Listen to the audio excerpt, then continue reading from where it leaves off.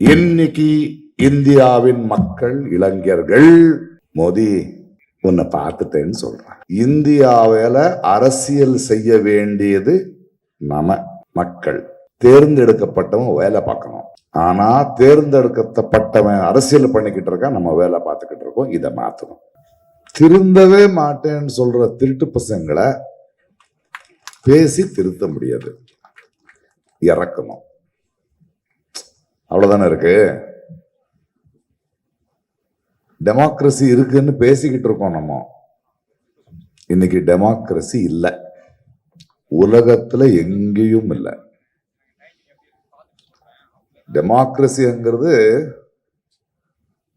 Election வரைக்கும் மட்டும்தான் இருக்கு. மக்கள் தேர்ந்தெடுக்கிறதுக்கு மட்டும்தான். அதற்கு பிறகு அன்னைக்கு பட்டாபிஷேகம், இன்னைக்கு பிரமாண வச்சனம், அன்னைக்கு சிம்ஹாசனம், இன்னைக்கு நாற்காலி. விடமாட்டானுங்களே இல்லையா? இதற்கு காரணம் இப்ப வந்தவனுங்க இல்ல, சுதந்திரம் வந்தப்ப இருந்தவங்க எல்லாருமே தான். மக்களை எங்க வைக்கணுமோ அங்கேயே வச்சிருக்காங்க. ஆனா சுதந்திரம் வந்த பிறகு எங்களுக்கு இருந்தது எங்களுடைய கான்ஸ்டிடியூஷன். சமீபமா நான் ஒரு நண்பனோட வீட்டுக்கு போயிருந்தேன். அந்த வீட்டுல அம்பேத்கர் சாரோட போட்டோகிராஃப் இருந்தது. என் பக்கத்துல இருக்க நண்பன் சொன்னா, பிரகாஷ் இது தலித்து வீடுன்னு நினைக்கிறேன்னா. எனக்கு ரொம்ப மனசுக்கு கஷ்டமாயிடுச்சு. அம்பேத்கர் எழுதின கான்ஸ்டிடியூஷன் தலித்துக்கு இல்லை, எல்லாருக்கும். அம்பேத்கர் எழுதின கான்ஸ்டிடியூஷன் பிரிட்டிஷ் விட்டு போனதுக்கு அப்புறம் பிறந்த இந்தியாவுக்கு இல்ல. இப்ப இந்த கான்ஸ்டிடியூஷனை திருத்தணும் இருக்காங்களே இந்த திருட்டு பசங்க, இவனுங்க 3000 வருஷங்களா இருக்கானுங்க. பல்லாயிரம் வருஷங்கள் இருந்து இருக்கிற இந்த திருட்டு பசங்க மீண்டும் வந்துடக்கூடாதுன்னு எழுதின கான்ஸ்டிடியூஷன் இது. நாடு இவனுங்க சொல்லுவாங்களே இந்த திருட்டு பசங்க, எங்களுடைய நாடு அவ்வளவு அற்புதமா இருந்தது, பொன் இருந்தது, அது இருந்ததுன்னு. பொய். ஒரு 2000-3000 வருடங்களா இந்தியா மாதிரியான ஒரு அசிங்கமான கலாச்சாரம் உலகத்துல எங்கேயும் இல்லை. இவனை தொடக்கூடாது, பெண்களுக்கு உரிமை இல்லை, பால்ய விவாகம், அசிங்கமா இருந்த நாடு. பிரிட்டிஷ்காரன் அதை அப்படியே இருக்கிற மாதிரி பார்த்துக்கிட்டான். ஏதோ சில மன்னர்கள் பணக்காரங்க நிம்மதியா இருந்தாங்களே தவிர சராசரி மனிதன், ஒரு குடிமகன் ரொம்ப கஷ்டமா வாழ்ந்த கலாச்சாரம் இது. அதிலிருந்து நம்மளை தப்பிக்க வைக்கிறதுக்கு தான் இவர் சாரு பாபா சாஹேப் அம்பேத்கர் ஒரு கான்ஸ்டிடியூஷனை எழுதியிருக்காங்க. ஆனா அந்த புத்தி போகாதுல்ல, அதை மீண்டும் அந்த மனுவாதை எடுத்து வந்துடலான்னு. ஆனா பாபா சாஹேப் எழுதின கான்ஸ்டிடியூஷன்ல என்ன ஆச்சுன்னா, இந்த நாடு மாத்திடலாம். ராணுவத்தை எடுத்துட்டு வந்து, நீங்க கரெக்டா பாத்தீங்கன்னா பாகிஸ்தான், பங்களாதேஷ்ல ராணுவம் வந்துடுது. ஆனா இங்க வர முடியாது. அதனால ஒரு தவளைய நீங்க கொதிக்கிற தண்ணி மேல போட்டா டப்புன்னு வெளியே போயிடும். இந்த திருட்டு பசங்க என்ன பண்ணிருக்காங்கன்னா, சில்லுன்னு இருக்கிற ஒரு பாத்திராவில் இந்த தவளைய விட்டு கீழே நெருப்பு வச்சிருக்காங்க. இந்த 15 வருஷங்கள் நான் அட்ஜஸ்ட் ஆயிடுச்சு, சூடானதே தெரியாது. இப்போ தள்ளுற நேரம் வந்துடுச்சு. அதுக்கு ரொம்ப சந்தோஷம் என்னன்னா, ரீசெண்டா எனக்கு ரொம்ப நம்பிக்கையா இருக்கு. இப்பெல்லாம் நான் அவங்கள பத்தி கவலையே பட மாட்டேன். போற நேரம் வந்தாச்சு. இளைஞர்கள் வந்துட்டானுங்க.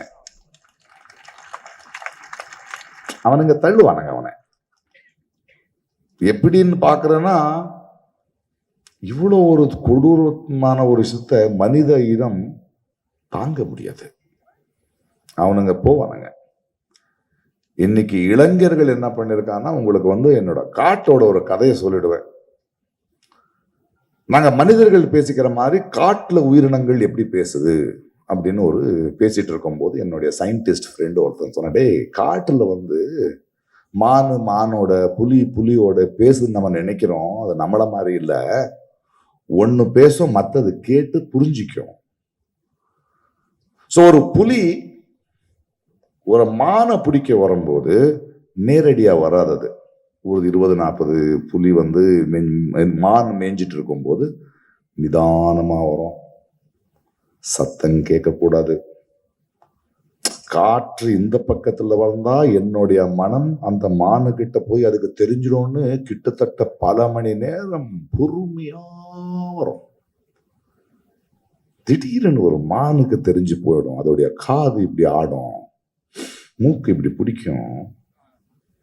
குவாக் அப்படின்னா ஒரு மானு அது குவாக்குன்னு எப்படி சொல்லும் போது அந்த புலி வேட்டையாட வந்த புலிய பார்த்து ஒரு அடி முன்னாடி வச்சு குவாக் பண்ணும். நம்ம எல்லாம் நினைச்சுக்கிட்டு இருக்கோம் அது மத்த மானங்களுக்கு புலி வந்துடுச்சுன்னு சொல்லிட்டு இருக்குன்னு. இல்ல, அது புலிக்கு சொல்லுது, டேய் உன்னை பார்த்துட்டேன். அப்போ அந்த புலி அன்னது.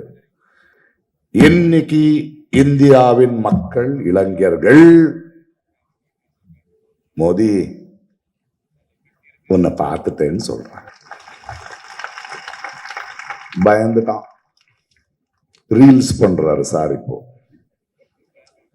ரீல்ஸ் பண்றாரு, ரிசிக்னேஷன் பண்றாங்க. இளைஞர்களை பத்தி நம்பாதன்னு நீங்க சொன்னீங்க.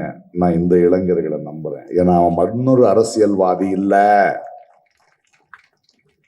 கடைசியா ஒரே ஒரு வார்த்தையை சொல்றேன். பாபா சாஹேப் அம்பேத்கர் எழுதுனா கான்ஸ்டிடியூஷன் பிரகாரம் ஒழுங்கா நீங்க அதை படிச்சீங்கன்னா, அதை உணர்ந்தீங்கன்னா, இந்தியாவில அரசியல் செய்ய வேண்டியது நம்ம மக்கள். தேர்ந்தெடுக்கப்பட்டவன் வேலை பார்க்கணும். ஆனா தேர்ந்தெடுக்கப்பட்டவன் அரசியல் பண்ணிக்கிட்டு இருக்கான், நம்ம வேலை பார்த்துக்கிட்டு இருக்கோம். இதை மாற்றணும். நம்ம யாரும் அரசியல்வாதி ஆக வேண்டிய அவசியம் இல்லை, அரசியல் கட்சி ஆக வேண்டிய அவசியம் இல்லை. ஒரு குடிமகனா தேர்ந்தெடுக்கப்பட்டவனை கேள்வி கேட்கறதுக்கு இருக்காங்க மக்கள். வேலை செய்யலனா இறக்குவாங்கங்கிற பயத்தை உருவாக்கினால் போதும். அதுதான் நம்ம செய்ய வேண்டியது. அதான் இன்னைக்கு இளைஞர் பண்ணிருக்காங்க. ஆனால் ஒண்ணு, நம்ம இந்த காலகட்டத்தில் ரொம்ப யோசிக்க வேண்டியது, பிஜேபி இந்த பாசிஸ்ட் மன்னர் இன்னொரு 3 வருஷத்துல இறங்குவாங்க. ஆனா இந்திய அரசியல் நீங்க புரிய வேண்டியது, எதிர்கட்சி ஜெயிக்காது, ஆளும் கட்சி தான் கீழே விழும். இவனுங்களை மக்கள் தள்ளுவானுங்க. ஆனா தள்ளுற இந்த நேரத்துல அவனுக்கு பதிலா வர வேண்டியவன் நம்ம இவன் மேல இருக்கிற வெறுப்புல கீழே இறக்கிருக்குமே தவிர அடுத்தவனை சிந்திச்சு நாங்க தேர்ந்தெடுக்கல. அது ஆகிறதுக்கு இன்னொரு 10-15 ஆண்டுகள் வேண்டும். இன்றைய தலைமுறை யோசிச்சுக்கிட்டு இருக்கு. அவங்களை வலுவாக்க, அரசியல் அறிவை வளர்க்க இன்னொரு 10-15 வருஷம் நம்ம வேலை பார்க்க வேண்டிய வேலை இருக்கு. இது கேன்சர், அசிங்கமான ரோகம், வியாதி. இதை இறக்கிடுவோம், மற்ற வியாதிகளையும் சரி பண்ணுவோம். வரட்டுமா? டைம் ஆயிடுச்சு. Love you all.